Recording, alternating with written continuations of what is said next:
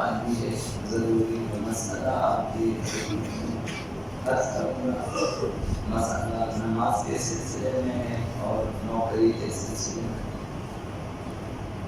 سوال یہ کیا گیا ہے کہ اگر نماز کا وقت داخل ہو جائے اور انسان اپنی ڈیوٹی پر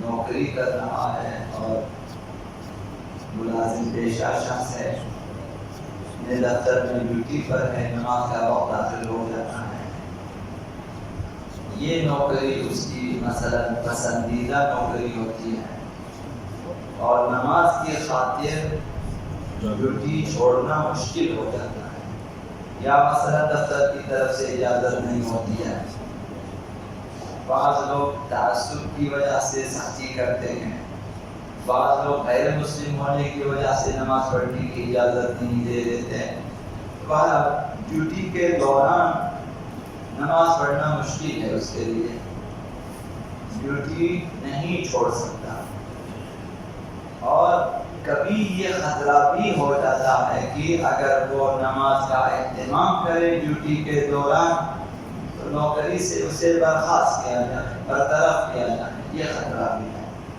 تو کیا ایسی صورت میں سوال یہ ہے، تو ایسی صورتحال ہو تو کیا نماز کو قضا کر کے پڑھ سکتے ہیں کہ وقت کے اندر نہ پڑھے، جب ڈیوٹی ختم ہو جائے تو نماز اس وقت قضا ہو جاتی تو قضا پڑھیں، یا یہ کہ اگر اس ملازمت کو چھوڑنا بھی پڑے تب بھی وقت کے اندر ادا کرنا واجب ہے، تو اس میں شرعی حکم کیا ہے؟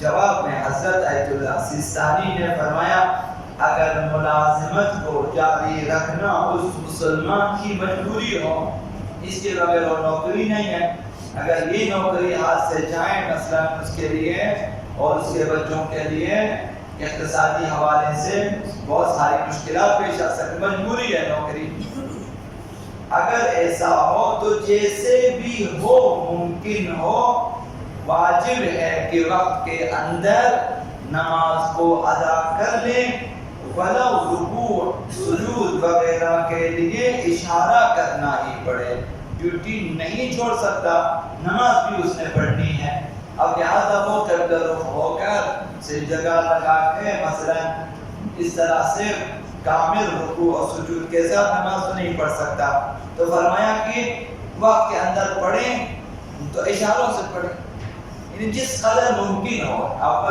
جلدی سے پڑھنا ممکن ہے جلدی سے پڑھیں، نہیں پڑھ سکتے تو مثلا سجدوں میں ذکر سجود میں ذکر رکوع میں مثلا چھوٹے حضرت اللہ سیستانی میں کہ ایک دفعہ سبحان اللہ پڑھیں اگر مثلا مجبوری ہے، اس طرح بھی پڑھیں، اگر اتنا بھی وقت نہ ہو تو اشاروں سے پڑھیں، مثلا رکوع سجود کے لیے اشارے کریں، نماز کو اپنے وقت کے اندر بجانا ہے۔ اگر یہ صرف ایک فرضی صورتحال ہے کہ فرض کیا کہ نوکری سے برخاست انسان کی مجبوری ہوتی ہے، تو انہوں نے فرمایا کہ بسا اوقات یہ صرف فرض ہے، عام طور پر ایسی صورتحال پیش نہیں آتی، اگر یہ مجبوری والی صورتحال پیش نہ آ جائے تو مسلمان کو چاہیے، یعنی اگر نوکری اس کی مجبوری نہ ہو تو مسلمان کو چاہیے کہ وہ خدا سے ڈرے اور ایسی ملازمت نہ کرے جس کی خاطر وہ شرعی فریضہ ترک کرنا پڑے جو دین کا ستون ہے، نماز ستون دین ہے، الصلاۃ عماد الدین، عمود الدین، یہ روایات کے الفاظ ہیں کہ دین کے ستون ہے، پیغمبر اسلام کی روایت ہے، ایک انسان کے اندر دین کا ستون نماز ہے، اگر ایک انسان نماز نہیں پڑھتا یا نماز کو اہمیت نہیں دیتا تو سمجھے اس کے اندر دین بے ستون ہے،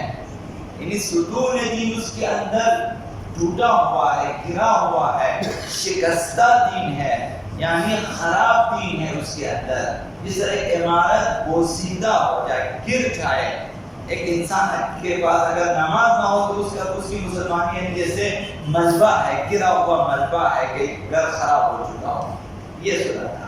اور انہوں نے فرمایا آیت اللہ سیستانی نے کہ اس اہم شرعی اگر مجبوری نہ ہو اس اہم شرعی وظیفے کو ترک نہ ہونے دے. بے شک ملازمت چھوڑ دیں اگر مجبوری نہیں ہے لیکن نماز کو ترک نہ کریں اور اللہ کے اس فرمان پر ہم وقت اپنے جو ہے مورد توجہ رکھے. اس فرمان خداوندی پہ ہمیشہ اسے مد نظر رکھے. فرمان خداوندی یہ ہے وَمَنْ يَتَّقِ اللَّهَ يَجْعَلْ لَهُ مَخْرَجًا. جو شخص خدا سے ڈرتا ہے خداوند اسے مشکلات میں راہ نجات دکھا ہی دیتا ہے. وَيَرْزُقُهُ مِنْ حَيْثُ لَا يَحْتَسِبُ. ایسی جگہ سے اسے رزق و روزی عنایت فرماتا ہے جہاں سے اسے گمان بھی نہ ہو. یہ وعدہ الہی ہے. تو جو اللہ کی محرمات الہی سے بچے حرام کاموں سے بچے. حرام کاموں میں سے ایک کر کے نماز کو قضا کرنا ہے. محرمات الہی سے بچے. حدود الہی کو نہ توڑے.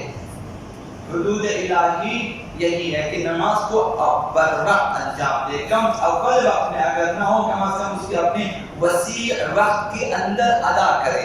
حدود الہی کو نہ توڑے. شریعت کی حرمت کا خیال رکھے. نماز کو اپنے اوقات میں بجا لانا یہ شریعت کی حرمت ہے. حریم الہی اس کی خلاف ورزی نہ کریں اس پر عمل کریں تو خداوند مشکلات زندگی سے نجات کی راہ نکال لیتا ہے اور دنیا و آخرت کی سعادت کو اس کے لیے فراہم کرتا ہے. بیوی بچے اور زندگی کی خوشیاں اسباب وسائل وغیرہ خداوند متعال اس کے لیے ایسی جگہ سے فراہم کر دے گا جہاں سے اسے اصلا توقع نہیں ہوتی. یہ خداوند متعال کا وعدہ ہے. تو انہوں نے فرمایا بس مومن کو چاہیے اللہ سے ڈرے.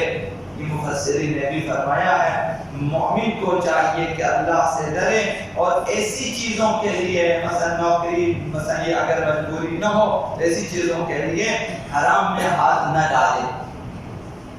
حرام کی طرف نہ جائیں. جوئے کھیل کے کوئی انسان کامیاب نہیں ہوتا. لاکھوں کروڑوں آپ جیتے آپ کبھی کامیاب نہیں ہوں گے. کبھی پرسکون زندگی آپ نہیں گزار سکتے.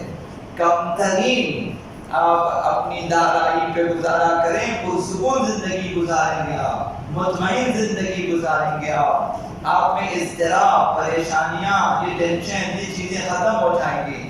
آپ کروڑوں روپے حرام کے اگر آپ کے پاس ہیں آپ کا جو ہے سکون کی زندگی آپ نہیں گزار سکتے. فرمایا کہ حرام چیزوں میں ہاتھ نہ ڈالیں. حرام کمائی میں کبھی بھی برکت نہیں ہوتی.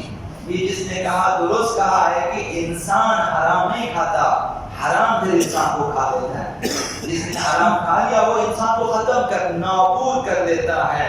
یہ تجربے سے ثابت شدہ بات ہے کہ بارہا افراد جنہوں نے حرام خوری کی ہے وہ نابود ہو چکے ہیں.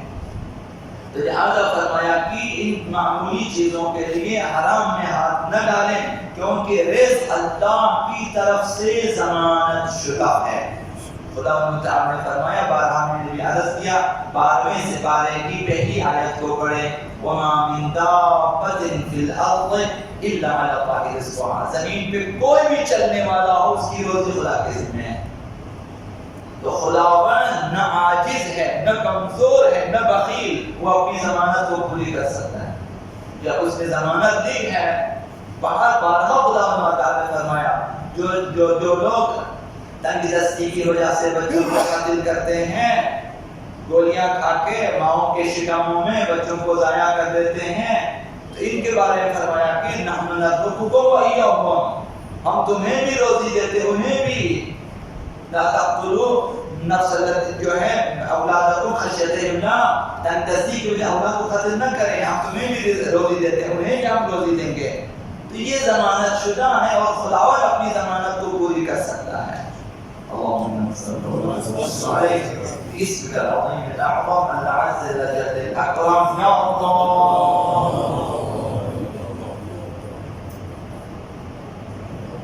يا الله يا رحمن يا رحيم يا مقلب القلوب ثبت قلوبنا على دينك. اللهم اهدنا من عندك وارزق علينا من فضلك وانشر علينا من رحمتك وانزل علينا من بركاتك.